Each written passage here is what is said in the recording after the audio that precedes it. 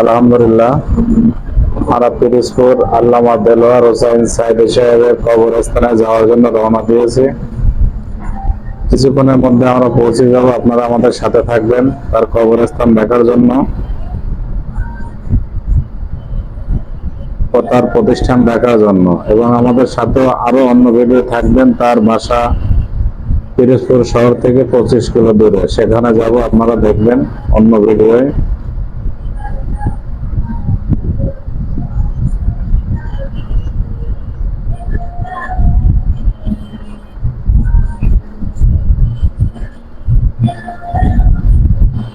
আলহামদুলিল্লাহ, আমরা ইতিমধ্যে পৌঁছে গিয়েছি তার কবরস্থান।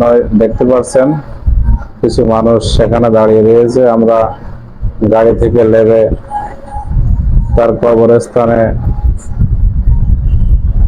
যাব, আপনারা দেখবেন।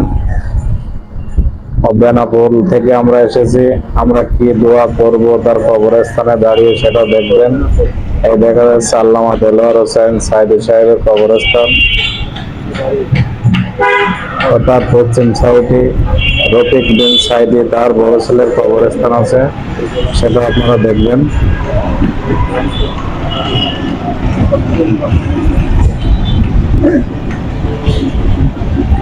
কিছুক্ষণের মধ্যে আমরা দোয়ায় শরীক হব, আপনারা আমাদের সাথে থাকবেন এবং দোয়ায় শরীক হবেন।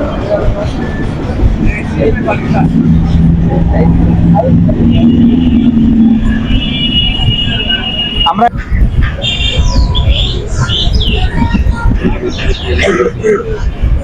এই যে দেখা যাচ্ছে, দেখেন আল্লামা দেলোয়ার হোসেন সাইদি সাহেবের বড় ছেলে রফিক বিন সাইদি, তার কবরস্থান এখানে।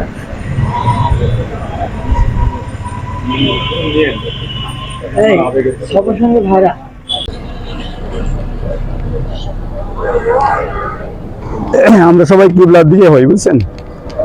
আল্লাহুম্মা আমিন।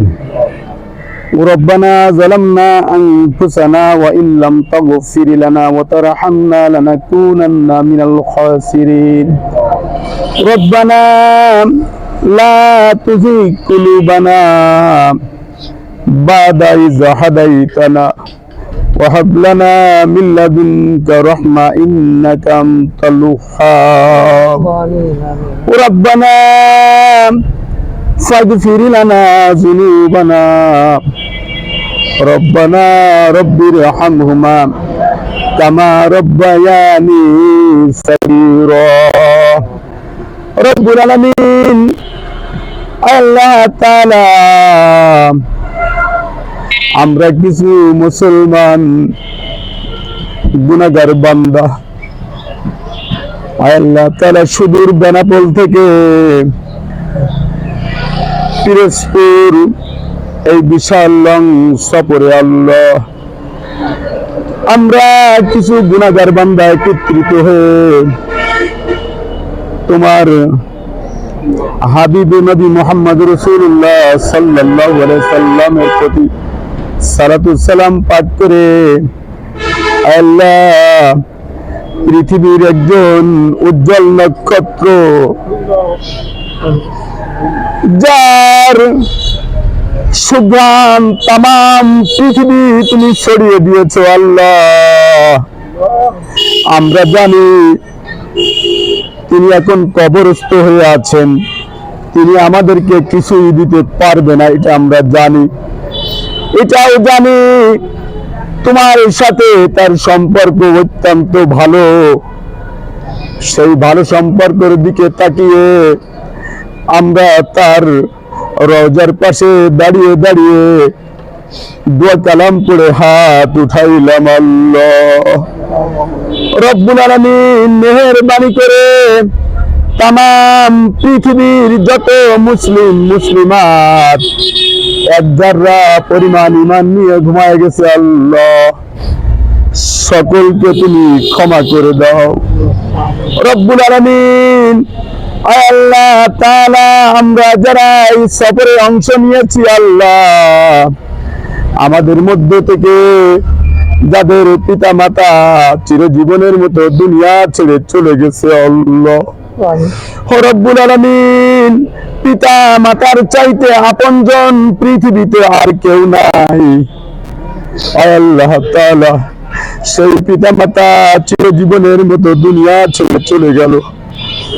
আয় আল্লাহ আমাদেরকে বড় করার জন্য কত কষ্ট করেছেন, মাথার ঘাম পাই ফেলে গায়ের রক্ত পানি করে অনেক সম্পদ রেখে দুনিয়া ছেড়ে চলে গেছে। আল্লাহ আল্লাহ তাআলা মেহেরবানি করে আমাদের পিতা মাতার কবরখানা জান্নাতের বাগান বানায়া দাও রব্বুল আলামিন। তাম পৃথিবীতে মুসলমানেরা বড় অসহায় জীবন যাপন করতেছে। আল্লাহ রব্বুল আলামিন ফিলিস্তিনের ভাইদের বোনেদের মেরে মেরে শেষ করে দিল। আল্লাহ হয় আল্লাহ আমাদের কোনো কিছু করার নাই, কিন্তু তুমি তো রহমান, তুমি তো রহিম, তুমি তো গফফার, তুমি তো গফুর রব্বুল আলামিন।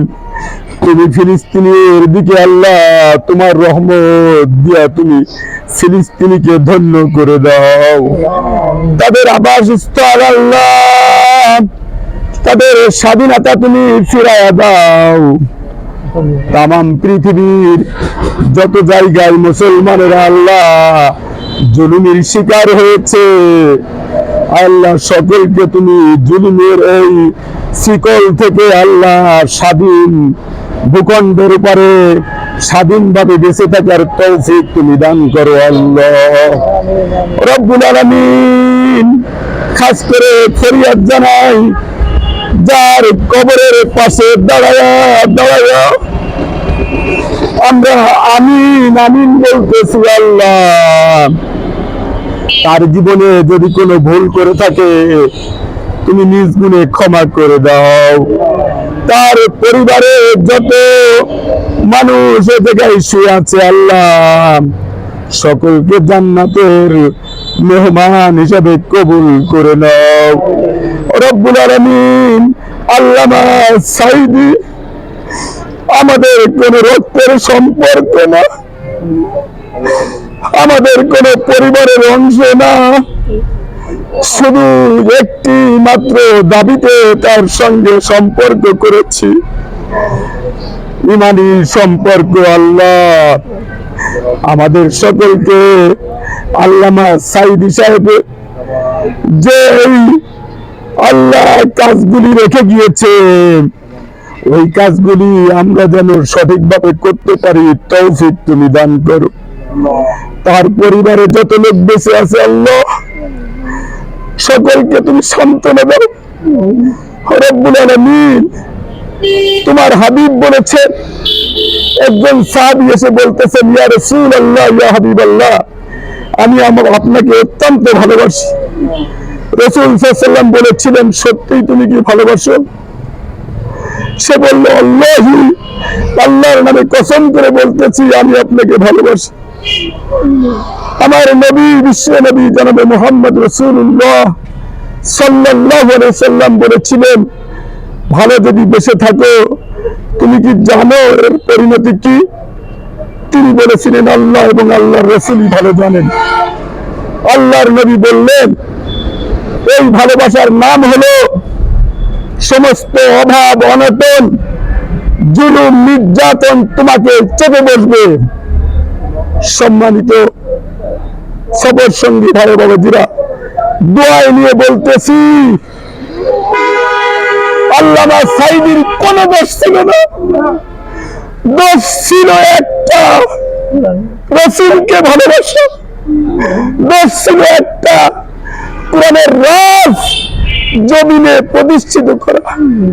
রব্বুল আলামিন আমরা যারা জুলুমের শিকার হয়েছি, আল্লামা সাঈদী 13টি বছর জীবনের 13টি বছর অত্যন্ত কষ্টের মধ্যে জীবন যাপন করেছে।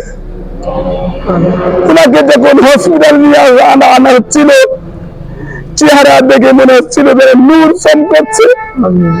কোন একটা ভালো অনুষ্ঠান থেকে যেন উনি বেরিয়ে এসে এমন একটা মিষ্টি হাসি দিল, তাম পৃথিবী উজালা করে দিল।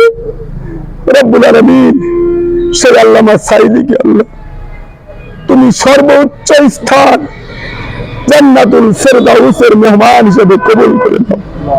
আমাদেরকে তার পাশে জায়গা করে দিয়ে আল্লাহ। সুবহান রাব্বিকা রব্বিল ইজ্জাতি আম্মা ইয়াসিফুন ওয়া সালামুন আলাল মুরসালিন আলহামদুলিল্লাহি রাব্বিল আলামিন বিরহমাতিকা ইয়া আরহামার রাহিমিন।